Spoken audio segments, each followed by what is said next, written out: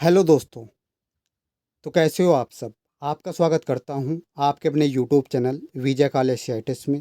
दोस्तों, इस वीडियो में हम इलेक्ट्रीशियन एंड वायरमैन ट्रेड के लिए मॉडल पेपर 1 डिस्कस करेंगे, जिसमें 20 क्वेश्चन होंगे। और ये जो मॉडल पेपर है ये आपके सीआईटीएस एंट्रेंस एग्ज़ाम के लिए बेहद इम्पोर्टेंट है। ठीक है।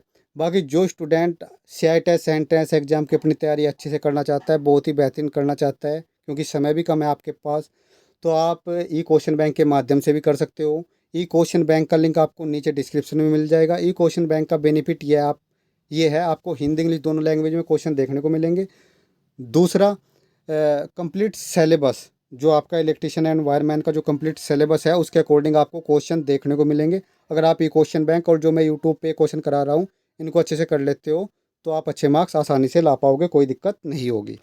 तो चलिए आगे बढ़ते हैं। देखिए, बाकी जिन स्टूडेंट ने अभी तक टेलीग्राम चैनल को ज्वाइन नहीं किया है वो ज्वाइन कर लो। ज्वाइन करने का बेनिफिट ये होगा, कोई निमी की तरफ से या डीजीटी की तरफ से कोई नोटिस आता है या कोई पीडीएफ है, वो सब आपको टेलीग्राम चैनल पे मिलेगी।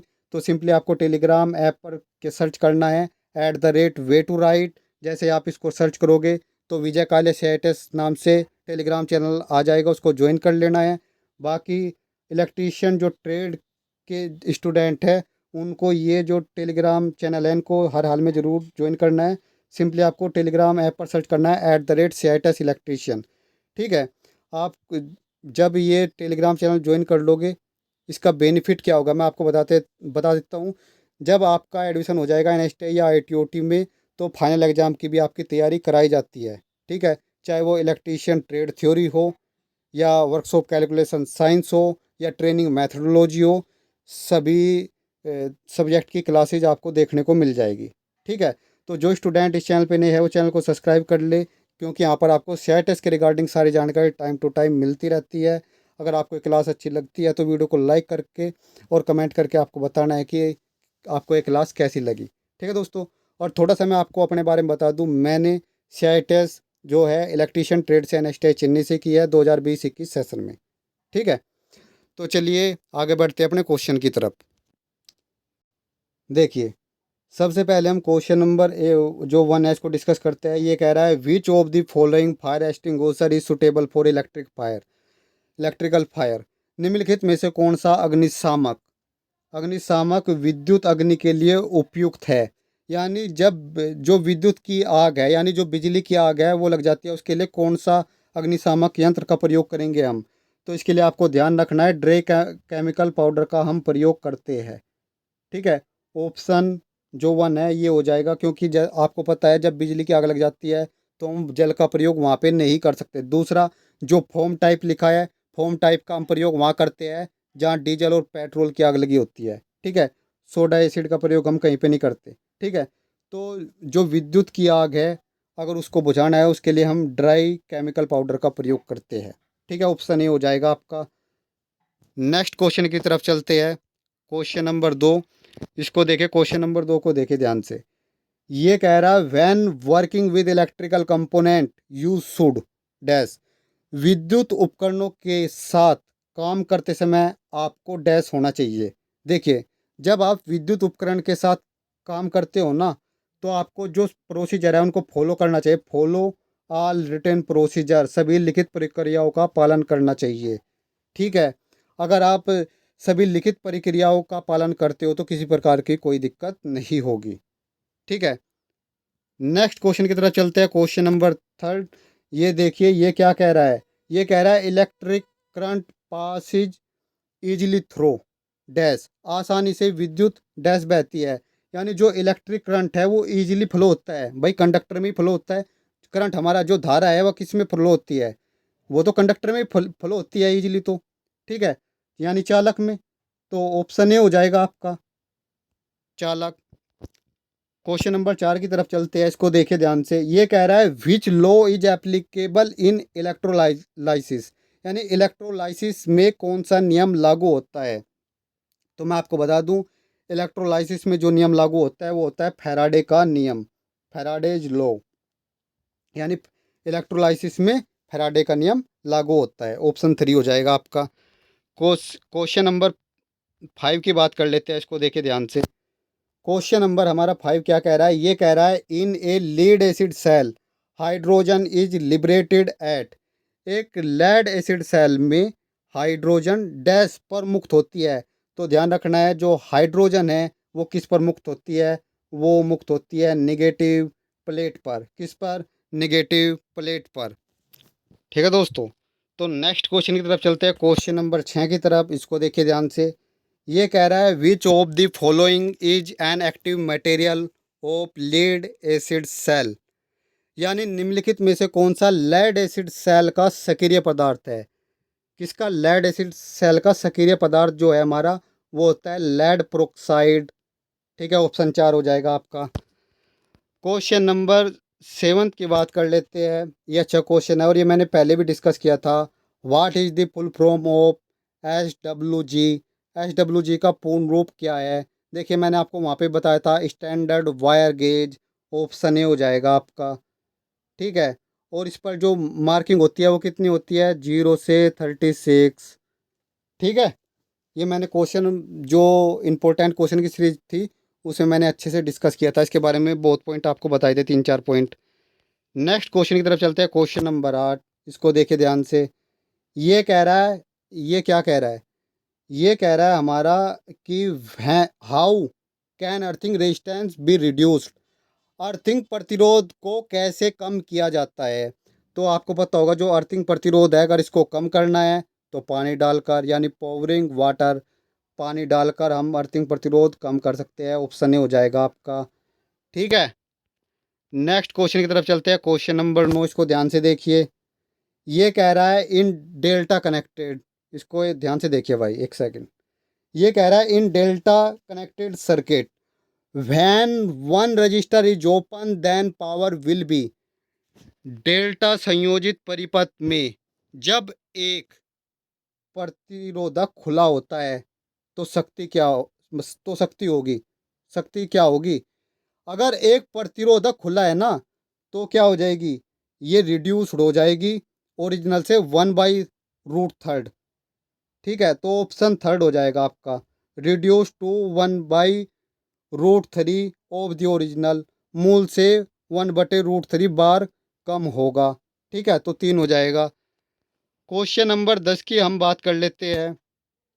इसको ध्यान से देखिए। ये कह रहा है in a 3 phase system when the load are perfectly balanced the neutral current is dash. 3 phase प्रणाली में जब लोड पूरी तरह से संतुलित हो, जो 3 फेज की बात करी इसने, और लोड पूरी तरह से संतुलित है, तो पूछा न्यूट्रल धारा क्या होती है?